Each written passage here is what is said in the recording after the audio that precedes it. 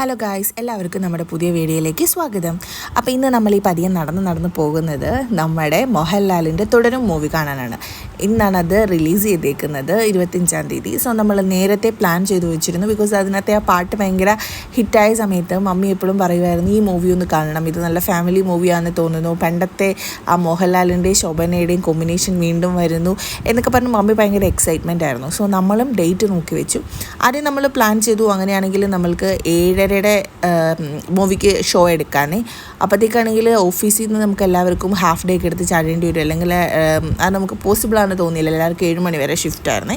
So നമ്മളത് മാറ്റി, നമ്മൾ നേരത്തെ ഇറങ്ങേണ്ടതിന് പെർമിഷൻ വാങ്ങണമല്ലോ എന്ന് ഓർത്ത് നമ്മളതെല്ലാം മാറ്റി. നമ്മൾ 9:45-ൻ്റെയാണ് ബുക്ക് ചെയ്തത്.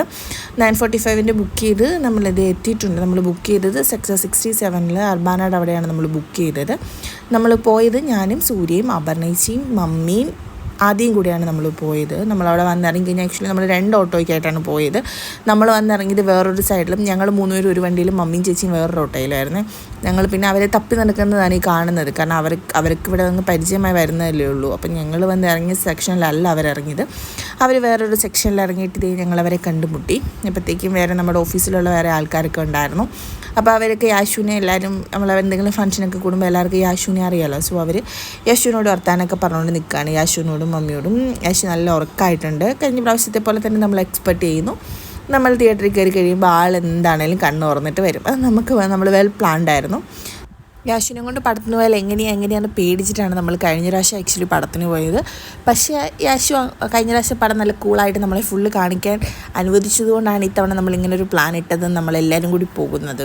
പക്ഷേ ഈ തവണത്തെ മൂവിക്ക് എന്നാന്ന് വെച്ചിട്ടുണ്ടെങ്കിൽ മറ്റേതിൻ്റെ അത്രയും അല്ലായിരുന്നു. ചെറിയ വഴക്കൊക്കെ ഉണ്ടായിരുന്നു, പക്ഷെ കുഴപ്പമില്ലായിരുന്നു. എനിക്ക് തോന്നുന്നു മറ്റേത് ഫുള്ള് ആ ഒരു ഇടി അങ്ങനത്തെ ഒരു ഇതായതുകൊണ്ട് കൊച്ചിനത് കൂടുതൽ ഇഷ്ടപ്പെട്ടെന്ന് തോന്നുന്നു. അതുകൊണ്ട് യാശു എല്ലാ സീനും നോക്കിയിരിക്കുകയായിരുന്നു. പക്ഷേ ഇതങ്ങനെ നോക്കിയിരിക്കുന്നതായിട്ട് നമ്മൾ കണ്ടില്ല.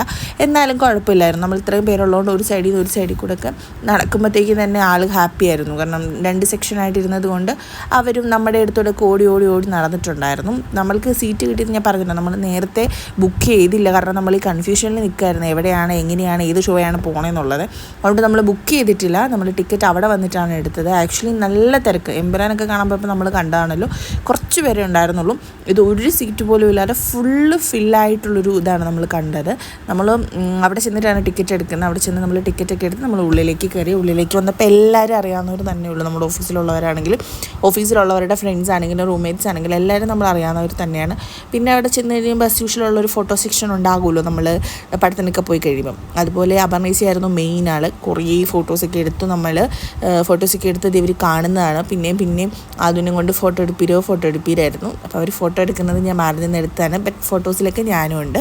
നമ്മൾ കുറച്ച് നേരത്തെ ആയിരുന്നു വന്നത്. അത് കഴിഞ്ഞ് നമ്മൾ ഉള്ളിലേക്ക് കയറി. ആദ്യം കുറേ പേര് കയറിയിട്ടുണ്ടായിരുന്നു. നമ്മുടെ ഫോട്ടോ സെക്ഷനൊക്കെ കഴിഞ്ഞിട്ടല്ലേ നമ്മൾ ഉള്ളിലേക്ക് കയറത്തുള്ളൂ. അതെല്ലാം കഴിഞ്ഞ് നമ്മൾ ഉള്ളിലേക്ക് കയറിയപ്പോൾ അതിനകത്ത് ആരും ഉണ്ടായിരുന്നില്ല. നമ്മുടെ ഓഫീസിൽ 2-3 കുട്ടികൾ മാത്രമേ ഉണ്ടായിരുന്നുള്ളൂ.